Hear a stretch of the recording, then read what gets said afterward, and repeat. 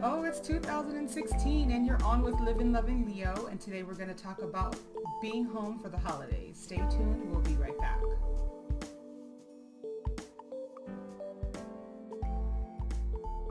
Hey guys, what's up? You're on with Living Loving Leo. Thanks for coming in. In 2016, it's my first episode of 2016. I'm really excited. Let me say Happy New Year.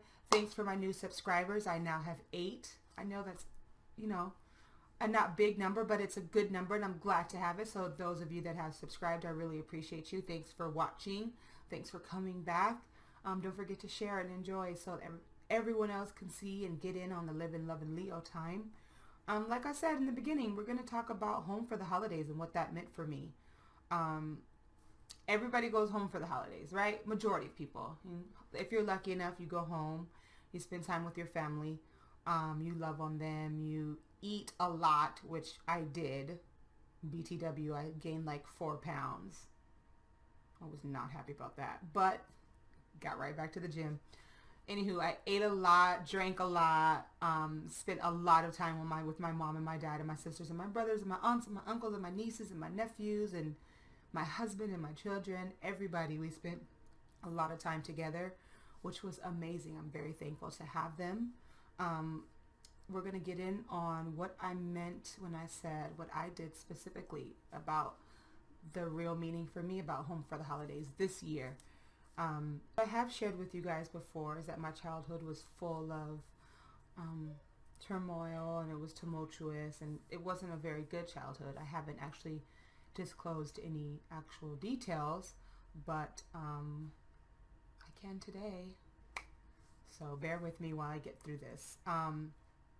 I was raised in foster care. Unfortunately, my biological mother, she only had me for 5 years.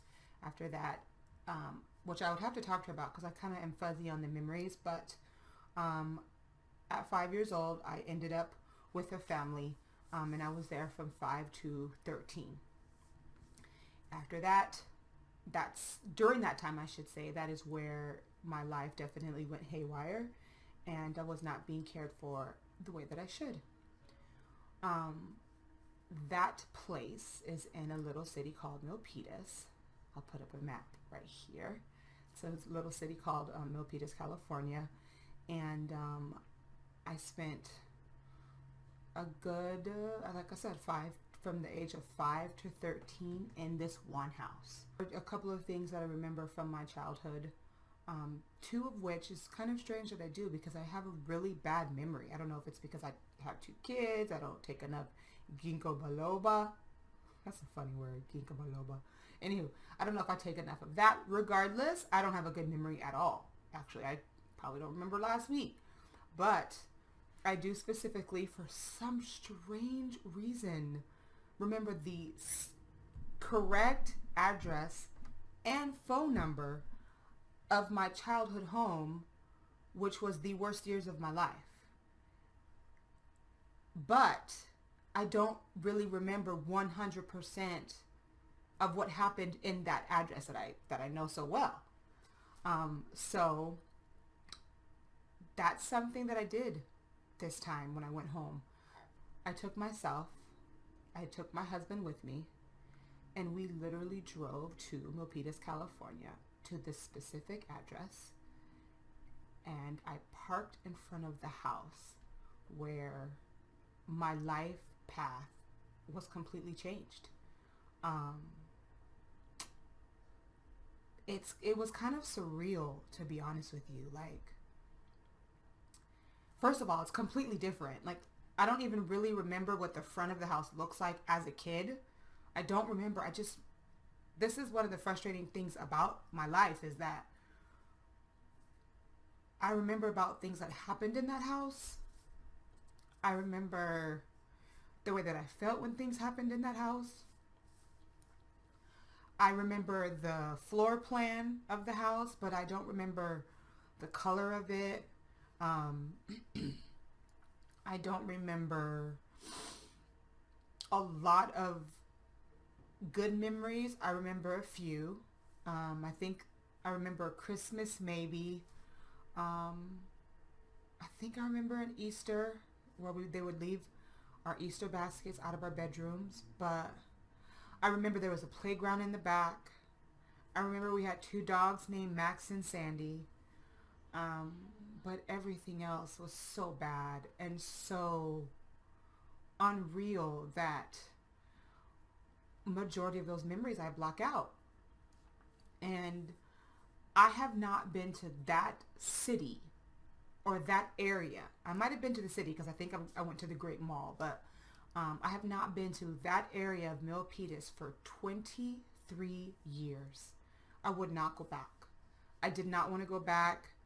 I didn't want to see it. I didn't want to hear it. I didn't want to smell it. And it was just this empty feeling of nothing when I'm looking at this house, and I know what happened in that house. And I know how that house and the people who were in that house and who were supposed to take care of me, who did not, I know what they did. And I'm standing in front of this house as an adult, thinking about me inside of that house as a child. And it's insane that you would think that I would be flooded with these memories and flooded with this emotion, and I'm more emotional about it right now talking to you guys than I was standing in front of this house with my husband. So I walked my husband across the street. There's a little court that's across the street. And there was one house in particular because I had a friend who lived in that house, her and her 4 sisters, and they had a really stinky dog. He was an English bulldog, and he stank, and he was big and fat and ugly. But I remember him, and I remember her family. They were redheads, and they had this huge backyard, and they had this 4x4 wheelie thing that I crashed in their backyard. I remember that. Then I took my husband on a walk to my elementary school. It's called Kurtner Elementary. I went there from the time I was kindergarten to 6th grade. Yet there's 3 memories of from 5 years old to 12 years old that I have of that school.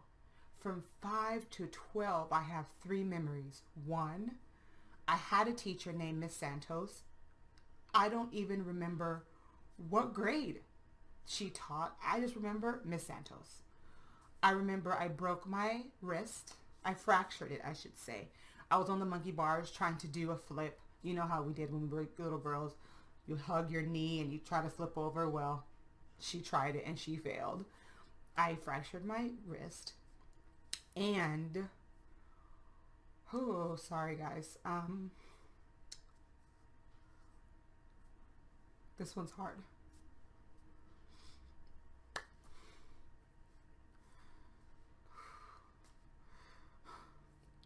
The worst memory of my life, which is stupid. This is the thing. It's so dumb that it's even my worst memory because I went through worse than this moment. But when I was a kid, I don't remember at what age. I don't remember what age I did it, but I decided to take my hair and cut it really short. I think a lot of little girls do this and their moms freak out. I cut my hair. I cut my bangs right here, I think. But unfortunately, because of the not good foster mother I had, she shaved my head completely bald. And I was maybe, I don't know, 10 or 11, I think. 9 or 10 or 11 in elementary school as a little black girl with a fade. And I remember sitting in an assembly in a pink polka dot turtleneck with a fade.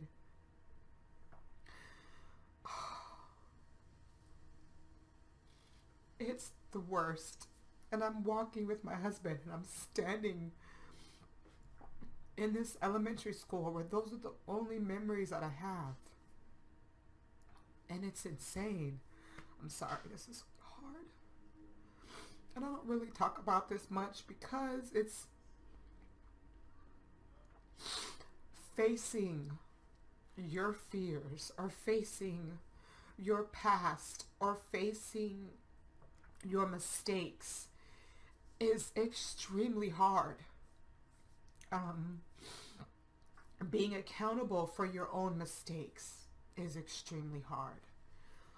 But the reason why I'm sharing this with you guys is because you can do it. I understand it took me 23 years to do it. And I'm still emotional about it now, so clearly I still have more healing to do. But I have to lay the memories, the lack of memories, to rest. I can no longer allow it to hold me back from propelling to my future. I believe in Jesus. I believe there's a God. I believe there's a higher power. And I cannot continue to blame him for someone else's actions to me as a kid. The things that I went through as a child, the things I put other people through as a child, the things that I did because I went through as a child, I have to let go of, I have to forgive myself for, and I have to be open and authentic and say, I am completely flawed. I am so not perfect. I am a shattered puzzle that is all over the place, and I am just trying to put the masterpiece back together. That's all that I'm trying to do. And one of those steps was facing my childhood home during the holiday. And you know what's really crazy? Through the going to this house, walking to my friend's house, walking to my elementary school, doing all of this without a map. Mind you, I haven't been there in 23 years. I did this myself. I look at the rest of the city of Milpitas, California, and it is gorgeous. I mean, the mountain views. It was freezing balls, let's be clear. I'm so spoiled now that I live in LA, but it was freezing. But the air was so clean and the sky was so blue and these mountains were so green that it's almost heartbreaking that I shunned an entire city because of this one house in that city. This one house that took everything from me as a kid. Everything. My innocence, my strength, my power, my courage, my identity, everything this house took from me as a child. And I refuse to let that stuff stay in that house. I refuse. So I went to get it back. I did, a little bit. So I say this to you guys. Ooh, let me fix my face, honey. Sheesh, she's beating, she's crying. This is ridiculous. Don't be beating, crying now, dang. I say this to you.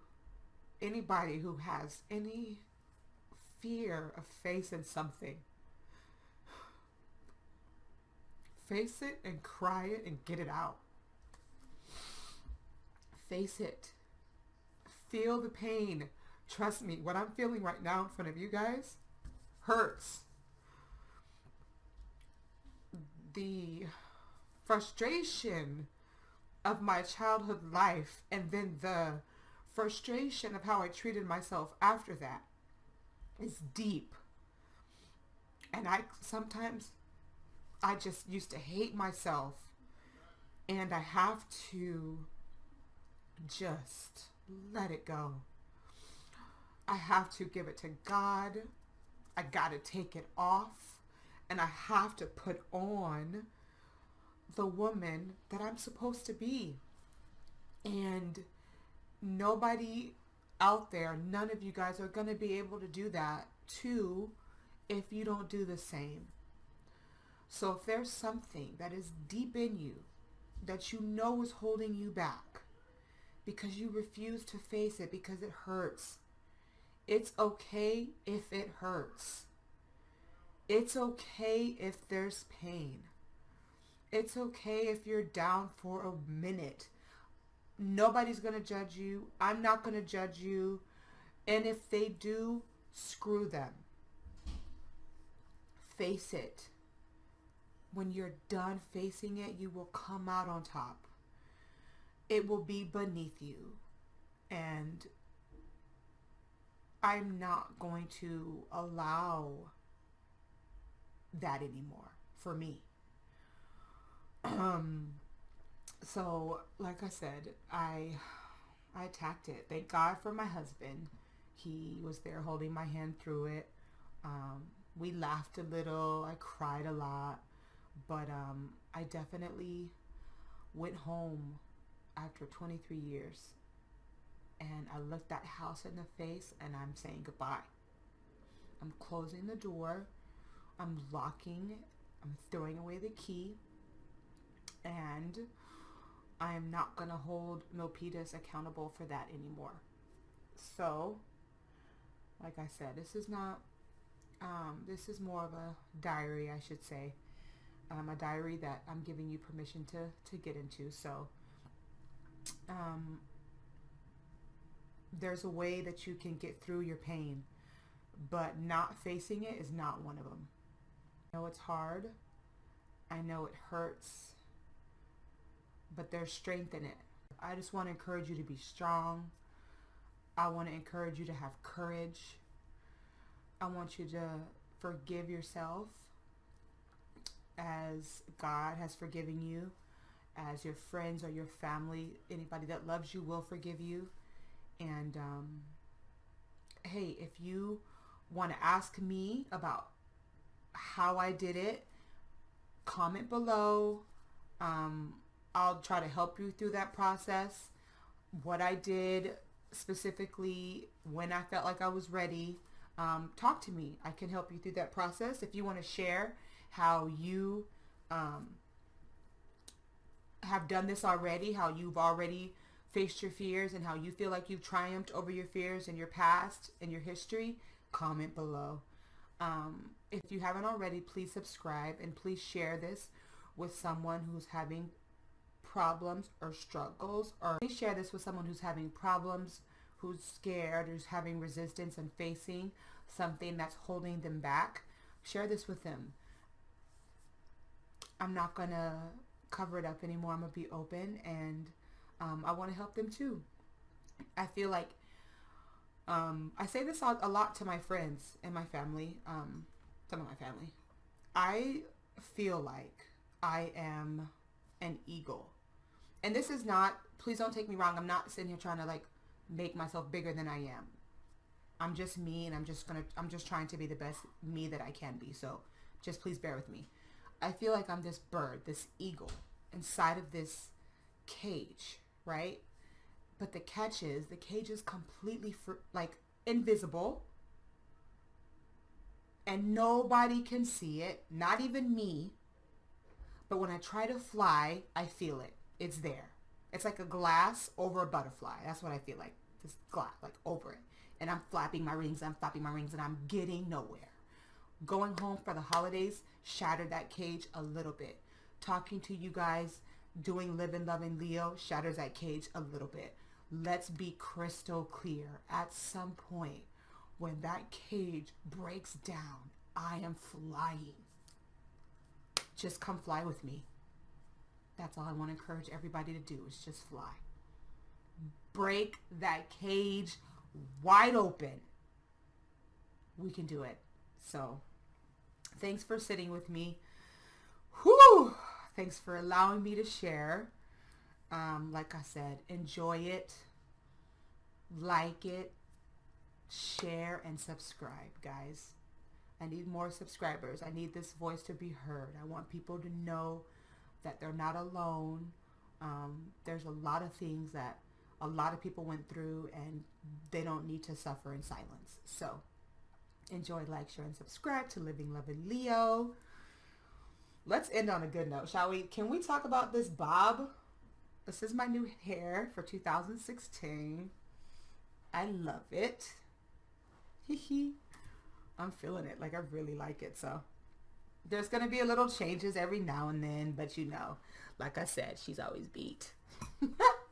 So, thanks for joining. I think that was episode 6 or 7. Maybe I should even count. I don't know.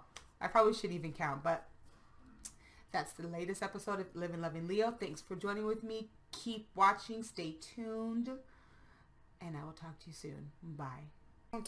So today I want to talk about judgment. And